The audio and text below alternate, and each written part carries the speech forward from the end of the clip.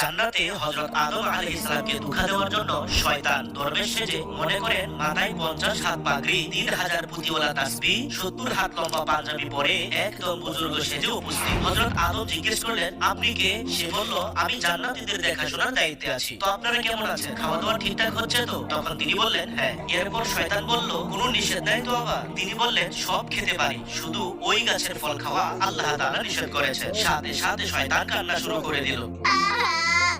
হযরত আদম বললেন, কাঁদেন কেন? শয়তান বলল, আমার জন্য কাঁদি না, আপনাদের দুঃখের জন্য কাঁদি। ওই গাছের মধ্যে আবি হায়াতের পানি আছে, তাই ওই গাছের ফল খেলে তার কোনোদিন অসুস্থতা এবং কোনোদিন মৃত্যু হবে না। এখন আল্লাহ তাআলা চায় না আপনাদের কোনো অসুস্থতা বা মৃত্যু না হোক, তাই আল্লাহ তাআলা আসলটাই নিষেধ করে দিয়েছে। হে আদম, আমি নিজে খাইছি, এজন্য আল্লাহ তাআলা আমার হায়াত কিয়ামত পর্যন্ত বাড়িয়ে দিয়েছে। তখন হযরত আদম পড়লেন, লা হাওলা ওয়ালা কুওয়াতা ইল্লা বিল্লাহ। সাথে সাথে শয়তান জান্নাতের ট্রেন দিয়ে পালিয়ে যাচ্ছে।